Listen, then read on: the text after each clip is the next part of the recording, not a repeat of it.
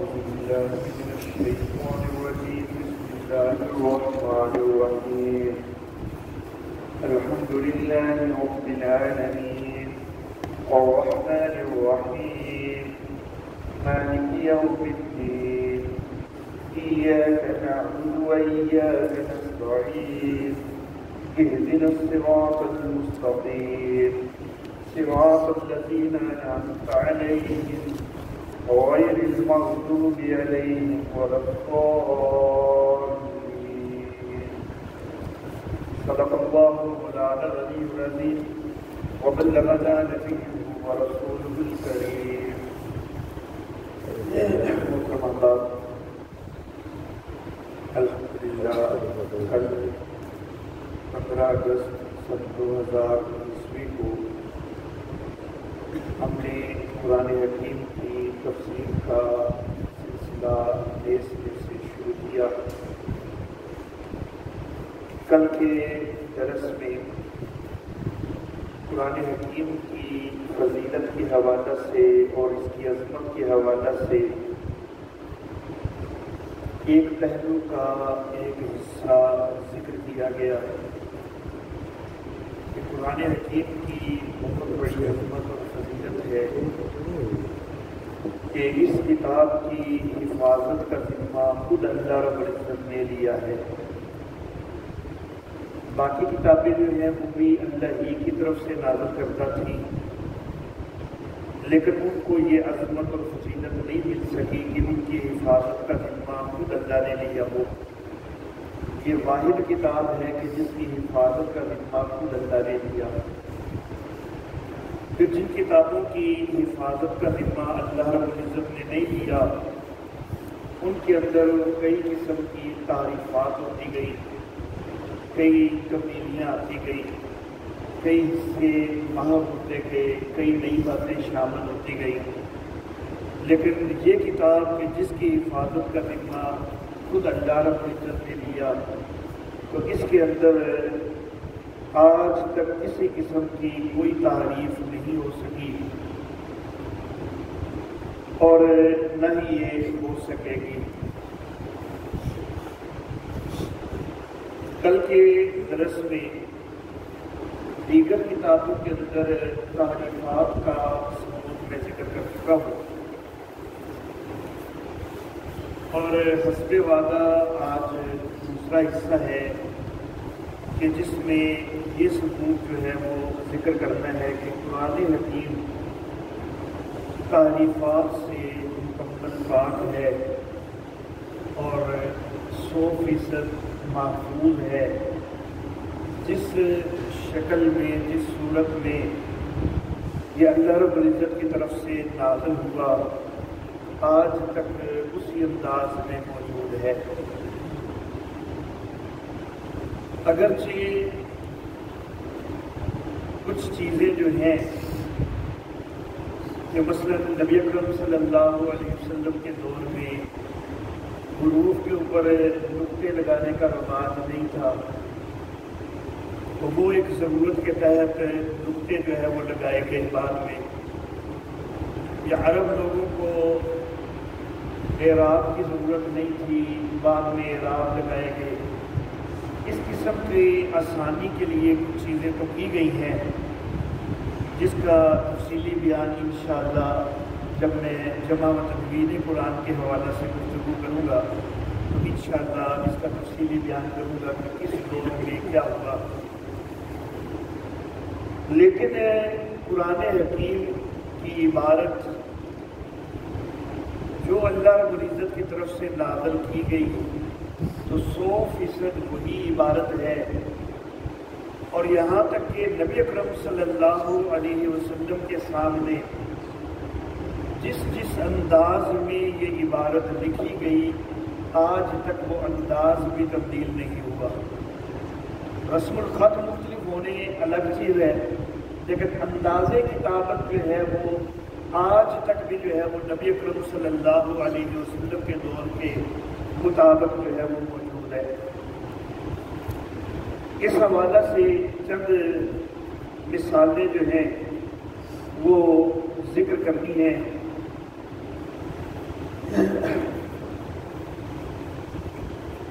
قرآن حکیم کا ایک اسلوب ہے کہ جس حرف کے اوپر کھڑی زبر آتی ہے تو وہاں پر عام طور پر یہ چیز ہوتی ہے کہ اس حرف کا دندانہ یا شوشہ اگر ایک ہے تو کھڑی زبر والے ہر مقام پر اس حرف کے دندانے یا شوشے ایک کی بجائے دو بنائے جاتے ہیں۔ یہ اسلوب جو ہے یہ قرآن حکیم کا یہ کھڑی زبر والے حروف کے حوالہ سے ہے۔ میں نے آیات کے کچھ حوالے وغیرہ جو ہے وہ نوٹ کیے تھے تاکہ آپ کو آسانی سے وہ دکھا سکوں، لیکن غلطی سے وہ جو حوالے جہاں نوٹ کیے تھے تو وہ صفحہ جو ہے وہ تو گھر رہ گیا، تو اس لیے اب زبانی ہی جو ہے وہ کچھ باتیں اس حوالہ سے ذکر کر دیتا ہوں۔ تو جہاں پر کھڑی زبر آتی ہے تو وہاں پر بھی ہمیشہ نہیں لیکن بعض اوقات یہ اسلوب ہے کہ وہاں پر دندانے ایک کی بجائے دو ہو جاتے ہیں، شوشے ایک کی بجائے دو ہو جاتے ہیں، بلکہ کئی دفعہ تو یہ بھی ہے کہ کھڑی زبر والا حرف اگر ایسا ہے نا کہ جس کے آگے کا جو حرف ہے وہ الگ لکھا جانے والا ہے۔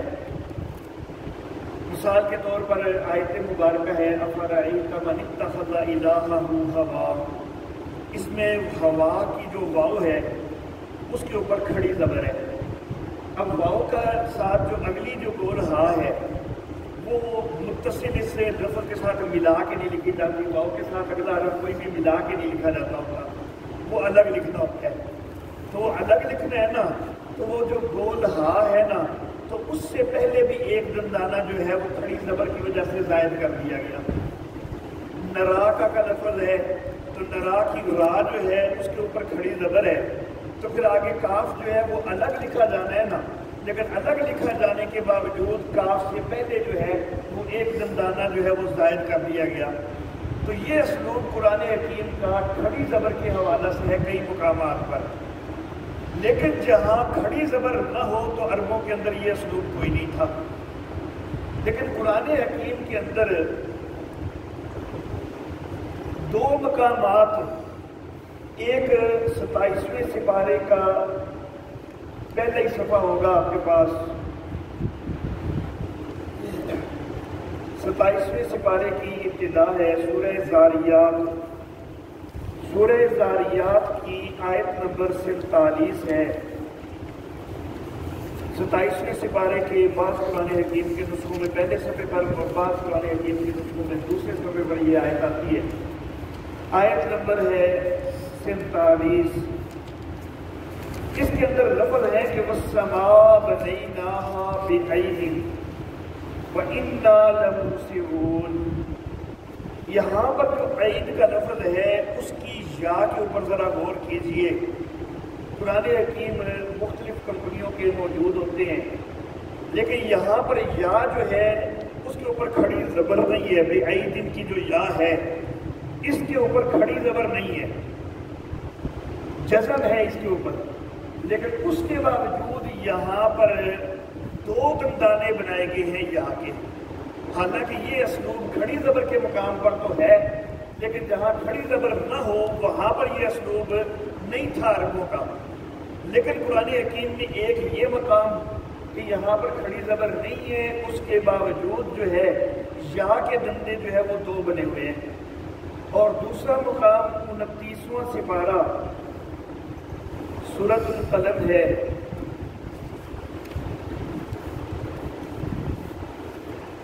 سورت کا نمبر 68 ہے۔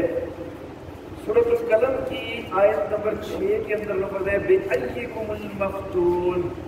تو یہاں پر بھی جب ایکم کی جو یا ہے تو اس کے دندانے دو بنے ہوئے ہیں، حالانکہ یہاں پر یا کے اوپر شد اور زیر ہے، یہاں پر یا کے اوپر کھڑی زبر تو نہیں ہے،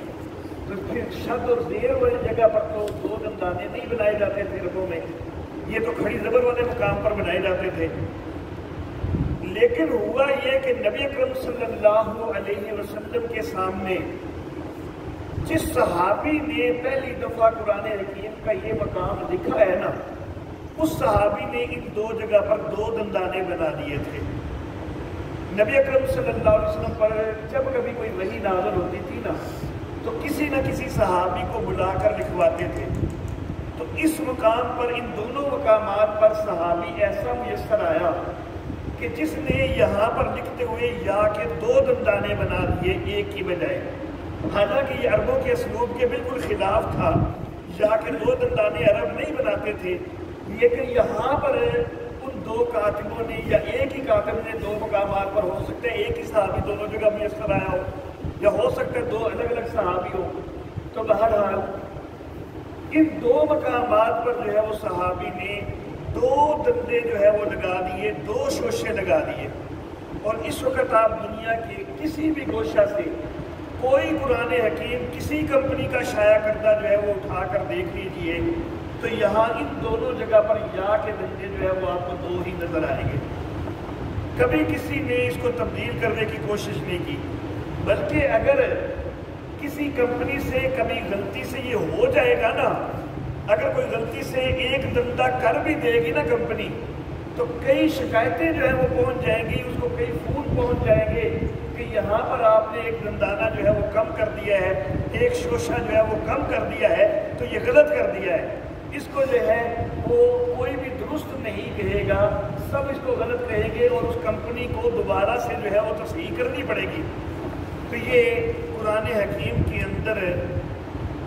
تحریف نہ ہونے کا اور قرآن حکیم کے مکمل محفوظ ہونے کا بہت بڑا ثبوت ہے کہ ایک دندانہ تک بھی جو ہے وہ آج تک تبدیل نہیں کیا جا سکا۔ ایک دندانہ بھی جو اگر صحابی نے یہاں پر زائد لگایا ہے تو وہ آج تک جو ہے وہ زائد ہی چلا آ رہا ہے، وہ کوئی اس کو تبدیل نہیں کر پایا۔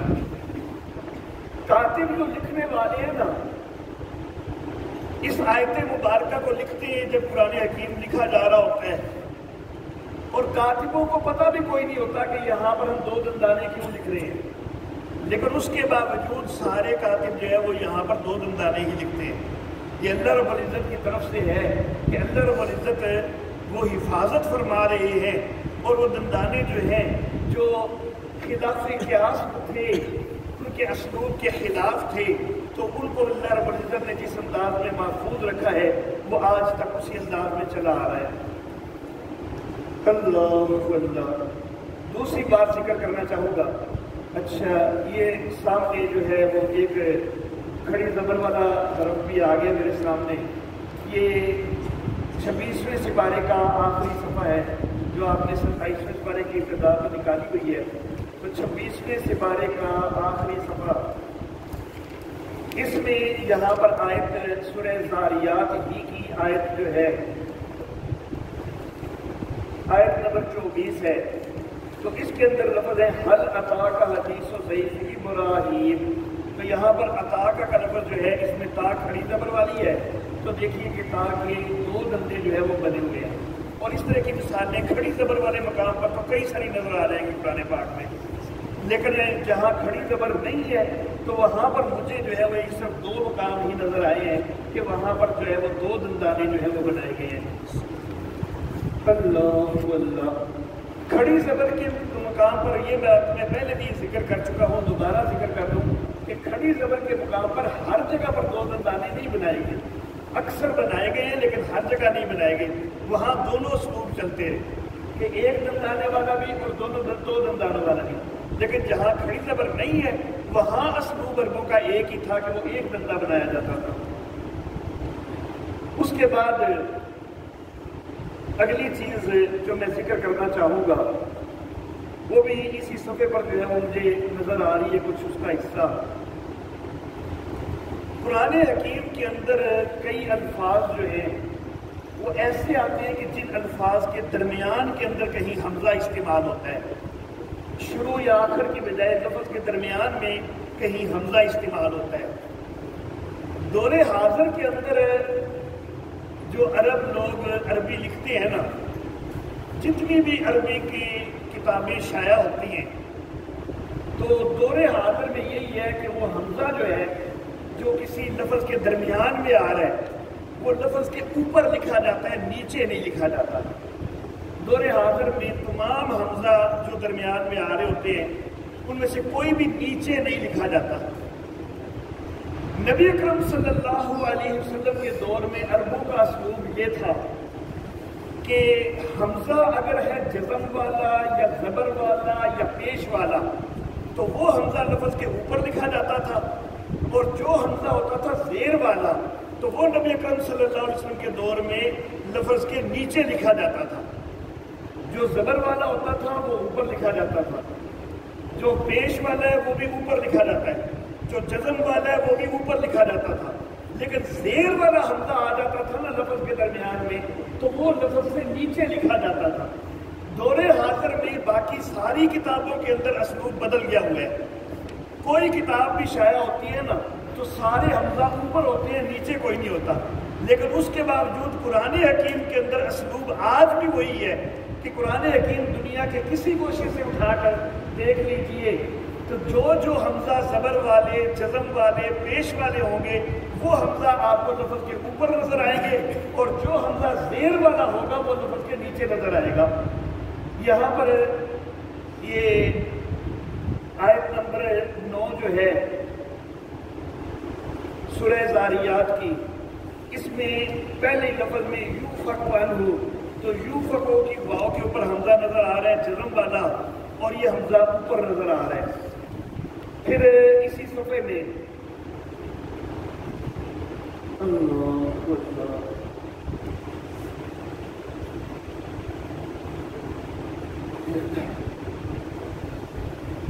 آیت نمبر 19 کے اندر دیکھیے گا،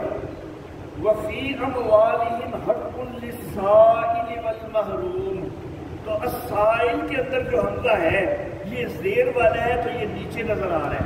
حالانکہ عربی کتابوں کے اندر اب سائل کا حمزہ بھی اوپر لکھا جاتا ہے، لیکن قرآن حکیم کے کاتبین جو ہے وہ یہ جسارت نہیں کر سکتے کہ سائل کے حمزہ کے نیچے سے اوپر کر دیں، جس طرح عام عربی اسلوب چل رہا ہے وہ اس کو ہمیشہ نیچے ہی لکھیں گے۔ سورۃ البقرہ کا دوسرا صفحہ پہلی ہی سطر ہوتی ہے اولئک کا لفظ آتا ہے، تو وہاں پر بھی حمزہ زیر والا ہے تو وہ لفظ کے نیچے جو ہے وہ نظر آتا ہے۔ اللہ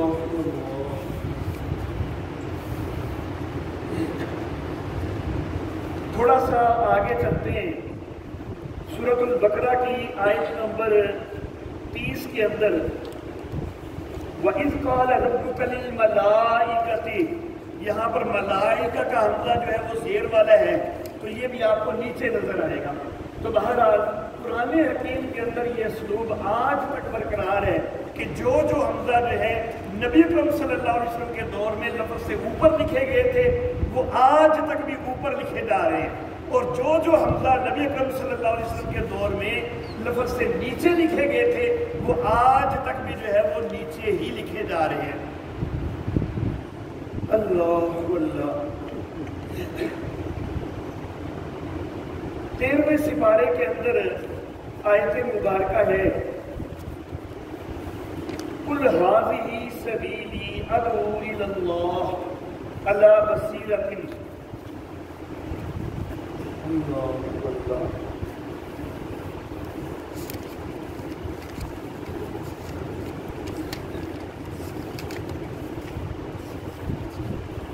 کوئی حافظ صاحب کیا تو میری معاونت کر سکتا ہے، میں حافظ نہیں، پیچھے جگہ بتائیے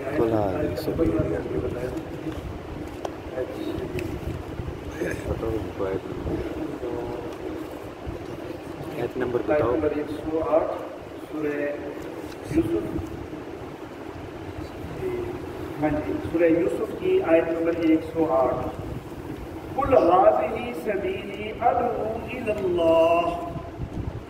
اس میں ادعو کا جو لفظ ہے اس کے اوپر ایک واو کے بعد ایک الف لگی ہوئی ہے، حالانکہ یہ ادعو جو ہے یہ صیغہ ہے متکلم کا۔ عربوں کا اسلوب جو ہے وہ جمع کے صیغوں کے اندر یہ اسلوب موجود ہے عربوں کا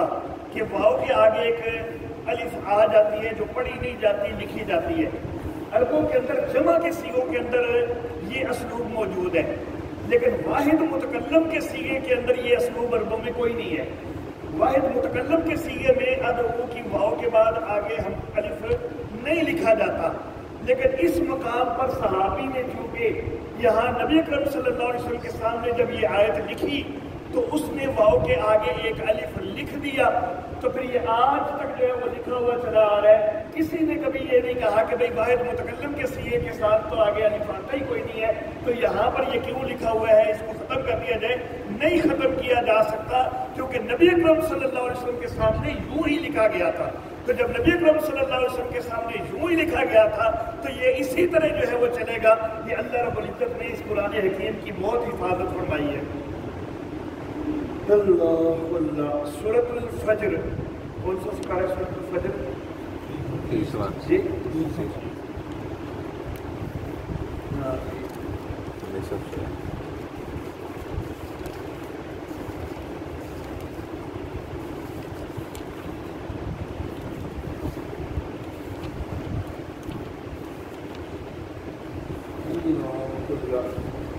جی سورۃ الفجر کی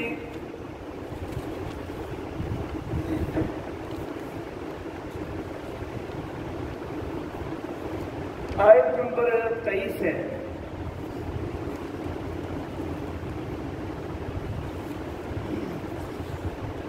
آیت نمبر 23 کا ابتدائی لفظ ہے وَجِیءَ یَوْمَئِذٍ۔ یہاں پر یہ جو جیہ لکھا ہوا ہے اس کے اندر ایک الف لکھا ہوا ہے، حالانکہ جیم کے بعد جیہ کے اندر الف نہیں آتا، لیکن نبی اکرم صلی اللہ علیہ وسلم کے دور میں یہ اسلوب بعض کاتبوں کا تھا کہ بعض کاتب جیہ کو جیم کے بعد الف کے ساتھ لکھتے ہوتے تھے۔ تو یہاں پر بھی کوئی کاتب نبی اکرم صلی اللہ علیہ وسلم کے دور میں ایسا میسر آیا کہ جس نے جیہ کا لفظ جو لکھا تو وہ الف کے ساتھ لکھا۔ تو یہ قرآن حکیم دنیا کی کسی گوشے سے بھی اٹھا کے دیکھیں، یہاں پر جیہ کا لفظ جو ہے وہ الف کے ساتھ ہی آپ کو نظر آئے گا، حالانکہ یہ تلفظ میں یہ جیہ میں الف کوئی نہیں آتا، جیم اور یا آتی ہے، جیم الف اور یا نہیں آتی ہے۔ اور یہاں پر بھی آگے یومئذ کا حمزہ جو ہے وہ آپ کو نیچے نظر آ رہا ہے۔ اللہ اللہ، اچھا جی، اس کے بعد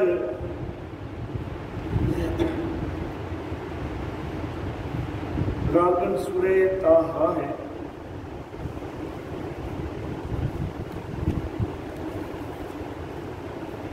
آیت ہے کوئی حافظ ساتھیوں، انما صنعوا کید ساحر، اس طرح الفاظ ہیں۔ یہ آیت مبارکہ غالباً سورہ طٰہٰ کی ہے، جی مل گئی ہے مجھے۔ یہ سورہ طٰہٰ کی آیت نمبر ہے 69۔ انما صنعوا کید ساحر، اس کا ترجمہ کیا ہے کہ بے شک جو انہوں نے کیا ہے یہ تو داؤ ہے جادو کا یا جادوگر کا۔ یہاں پر یہ جو انما ہے نا، قرآن حکیم میں انما کئی جگہ پر آیا ہے اور اس کا ترجمہ کیا کرتے ہوتے ہیں، سوائے اس کے نہیں، سوائے اس کے نہیں، یہ ترجمہ کیا جاتا ہے۔ لیکن اس مقام پر جو ہے، اس مقام پر ترجمہ کیا جاتا ہے بے شک جو انہوں نے کیا ہے وہ تو داؤ ہے جادوگر کا۔ یہ ترجمہ یہاں پر تبدیل کیوں ہو گیا ہے؟ انما کا ترجمہ باقی جہاں پر بھی کرتے ہیں تو کرتے ہیں سوائے اس کے نہیں، لیکن یہاں پر جو ہے وہ ترجمہ تبدیل ہو جاتا ہے۔ تو اصل بات یہ ہے کہ باقی جس جگہ پر انما آتا ہے وہ اور حیثیت کا ہے، یہاں پر والا جو انما ہے یہ اور حیثیت کا ہے۔ یہ اصل میں انا اور ما دو الگ الگ ہیں۔ بعض کاتبوں کی عادت ہوتی ہے، اردو کے اندر بھی اس طرح ہمارا چلتا ہے کہ وہ دو لفظوں کو اکٹھا جو ہے وہ لکھ دیتے ہوتے ہیں۔ اردو کے اندر بھی کئی کاتب جو ہے مثلا کسکا کو کاف سین کاف الف سارا اکٹھا لکھ دیتے ہوتے ہیں، تو دو لفظوں کو ملا کے لکھ دیتے ہیں۔ تو یہاں پر اصل میں انا الگ ہے، ما الگ ہے۔ انا بے شک، ما جو، صنعوا انہوں نے کیا ہے۔ تو یہاں پر اصل میں یہ ہے کہ انا الگ ہے، ما الگ ہے، لیکن نبی اکرم صلی اللہ علیہ وسلم کے دور میں جس کاتب نے یہ مقام لکھا تھا اس کے اندر یہ عادت پائی جاتی تھی کہ بعض لفظوں کو وہ دو کو جوڑ کے لکھ دیتا تھا، جس طرح یہ دنیا کے کئی کاتبوں کے اندر جو ہے وہ مختلف زبانوں میں آج بھی چیز پائی جاتی ہے۔ تو یہاں اس کاتب نے انما کو جوڑ کے لکھ دیا، تو یہ قیامت تک جو ہے یہ جڑا ہوا ہی لکھا جائے گا، یہاں پر اس کو الگ الگ جو ہے وہ نہیں کیا جا سکے گا۔ یہ اللہ رب العزت نے اس کتاب کی حفاظت فرمائی ہے۔ اللہ اللہ، قرآن حکیم کے اندر ایک لفظ آتا ہے رحمت، اور یہ رحمت کا لفظ جو ہے قرآن حکیم کے اندر 44 مقامات پر آتا ہے۔ رحمت کا لفظ جو ہے اس کو لمبی تا سے بھی لکھ لیتے ہیں، اس کو گول تا سے بھی لکھ لیتے ہیں۔ 44 مقامات کی فہرست چاہیے ہو تو میں میسر کر دوں گا، آپ گھروں کے اندر جو ہے وہ چیک کر لیجیے گا۔ اب رحمت کا لفظ جو ہے گول تا سے بھی لکھا جاتا ہے، لمبی تا سے بھی لکھا جاتا ہے۔ قرآن حکیم کے اندر یہ رحمت جب لکھا گیا، کبھی کسی کاتب نے لکھا، کبھی کسی کاتب نے لکھا، کبھی کسی کاتب نے لکھا، 44 مقامات میں سے 6 مقامات ایسے ہیں کہ جہاں نبی اکرم صلی اللہ علیہ وسلم کے سامنے رحمت لمبی تا کے ساتھ لکھا گیا تھا، اور 38 مقامات ایسے ہیں کہ جہاں رحمت کا لفظ جو ہے وہ گول تا سے لکھا گیا تھا۔ حالانکہ تلفظ کوئی نہیں مختلف ہوتا، لفظ بھی وہی ہے، تلفظ بھی وہی ہے، لیکن 44 میں سے میرے آقا صلی اللہ علیہ وسلم کے سامنے 6 مقامات پر لکھا گیا تھا لمبی تا کے ساتھ، اور باقی جو 38 مقامات ہیں ان پر لکھا گیا تھا گول تا کے ساتھ۔ آج بھی قرآن حکیم کے وہ 44 مقامات نکال کے دیکھے جائیں، دنیا کے کسی گوشے سے کوئی بھی قرآن حکیم اٹھا لیا جائے تو وہاں پر آپ کو یہی نظر آئے گا کہ 6 مقامات پر جو ہے وہ رحمت لمبی تا سے نظر آئے گا، اور 38 مقامات پر رحمت جو ہے وہ گول تا سے نظر آئے گا۔ اس کی ایک ایک مقام کی جو ہے وہ میں مثال ذکر کر دیتا ہوں۔ اللہ اللہ، اچھا جی، سورہ مریم کی ابتدا ہے، ذکر الرحمت ربک عبدہ زکریا۔ سورہ مریم کی ابتدا نہیں ہے نا جی، یہاں پر ذکر الرحمت ربک عبدہ زکریا، یہاں پر رحمت جو ہے وہ لمبی تا سے لکھا ہوا ہے۔ اللہ اللہ، تو یہ قرآن حکیم میں جہاں سے بھی قرآن حکیم آپ اٹھا کے دیکھیں گے کوئی دنیا کا چھپا ہوا، تو یہاں آپ کو لمبی تا سے ہی نظر آئے گا۔ دوسرا مقام گول تا والا دکھاتے ہیں، سورۃ الانبیاء میں ہے غالباً آیت، وَمَا أَرْسَلْنَاكَ إِلَّا رَحْمَةً لِلْعَالَمِينَ۔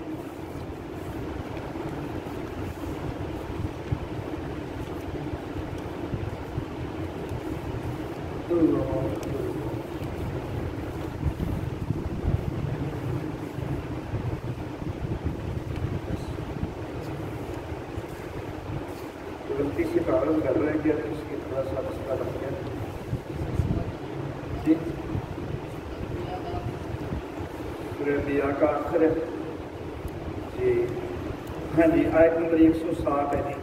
تو یہاں پر دیکھیں لفظ رحمت گول تا سے لکھا ہوا نظر آ رہا ہے۔ تو بہرحال یہ مختلف جو ہے وہ میں نے چیزیں پیش کی ہیں جو قرآن حکیم کی اندرونی شہادتیں آج تک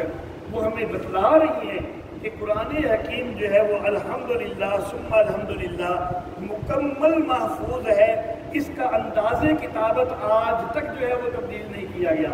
اگرچہ رسم الخط جو ہے وہ آسانی کے لیے تبدیل کیا گیا ہے۔ نبی اکرم صلی اللہ علیہ وسلم کے دور میں کوفی رسم الخط جو ہے اس میں لکھا گیا تھا، لیکن بعد میں کوفی رسم الخط جو ہے اس کا پڑھنا ذرا مشکل تھا، تو پھر عجمی لوگوں کے لیے وہ پڑھنا زیادہ مشکل ہو جاتا تھا، تو پھر خط نسخ جو ہے تو اس کے اندر زیادہ تر قرآن حکیم لکھا جانے لگا، لیکن انداز کتاب ایک ہے خط جو رسم الخط، اور ایک ہے اسلوب یا انداز کتابت، یہ دو الگ الگ چیزیں ہیں۔ تو اسلوب کتابت نبی اکرم صلی اللہ علیہ وسلم کا دور کا ہی رہا ہے، انداز کتابت وہی رہا ہے، رسم الخط جو ہے وہ تبدیل ہو گیا ہے۔ وہ تبدیلی جو ہے وہ صرف آسانی کے لیے ہے، لیکن وہ آسانی کے لیے رسم الخط بدلنے کے باوجود اسلوب کتابت جو ہے وہ نہیں بدلا۔ اور آخر پہ جو ہے یورپ کا ایک مستشرق ہے، مستشرق ان لوگوں کو کہا جاتا ہے کہ جو یورپی لوگ مشرقی علوم کا مطالعہ کرتے ہیں۔ نام جو ہے مشرقی علوم کے مطالعہ کا ہوتا ہے، لیکن اکثر ان کا جو بڑا مزاج ہوتا ہے نا وہ یہی ہوتا ہے کہ وہ کوئی اور جو ہے مشرقی علوم نہیں ہوتے، اسلام کا ہی مطالعہ کیا جاتا ہے، اور مطالعہ کرنے کا مقصد عموماً ان کا اعتراضات تلاش کرنا ہوتا ہے۔ تو یورپی مستشرق ہے نولڈیکی، تو وہ یہ لکھنے پر مجبور ہوا کہ آج تک قرآن حکیم کے اندر تحریف ثابت کرنے کی جتنی بھی کوششیں کی گئی ہیں، اس کے لفظوں کا مفہوم جو ہے وہ یہ ہے، حرف بحرف لفظ تو ظاہر ہے کہ یاد نہیں ہوتے ہیں، تو جتنی بھی کوششیں آج تک قرآن حکیم کے اندر تحریف ثابت کرنے کی گئی ہیں وہ حیرت انگیز طور پر ناکام ثابت ہوئی ہے۔ اللہ کو لگویا کہ وہ اعتراف کر رہے ہیں کہ ہم نے کوششیں بھی کی ہیں کہ ثابت کر سکے کہ کہیں قرآن میں کوئی تعریف ہوئی ہے، لیکن آج تک جتنی بھی کوششیں کی گئی ہیں وہ حیرت انگیز طور پر جو ہے وہ ناکام ثابت ہوئی ہیں۔ قرآن حکیم کے اندر کوئی تعریف جو ہے وہ ثابت نہیں کی جا سکتی۔ تو بائبل جو ہے وہ خود کہہ رہی ہے کہ تعریف ہوئی ہے، جیسا کہ میں نے کل یرمیہ کا حوالہ دیا تھا کہ بائبل کی یرمیہ والا جو صحیفہ ہے اس کے اپنے اندر موجود ہے کہ تعریف ہوئی ہے، لیکن قرآن حکیم کا دشمن بھی اعتراف کرنے پر مجبور ہو جاتے ہیں کہ اس کے اندر تعریف نہیں ہوئی۔ تو یہ قرآن حکیم کی بہت بڑی عظمت ہے کہ یہ کتاب 100% محفوظ کتاب ہے۔ اللہ رب العزت چاہتے تو باقی کتابوں کی بھی تو حفاظت اللہ اپنے ذمے لے سکتے تھے، لیکن اللہ رب العزت نے باقی کتابوں کی حفاظت اپنے ذمے نہیں لی۔ اس کتاب کی حفاظت جو ہے اللہ نے اپنے ذمے لی ہے۔ اس کی کیا وجہ ہے؟ تو یہ فضیلت کے حوالہ سے اگلی بات انشاءاللہ جو کل ہم ذکر کریں گے تو اس کے اندر اس کا جواب بھی آ جائے گا۔ وآخر دعوانا الحمدللہ رب العالمین۔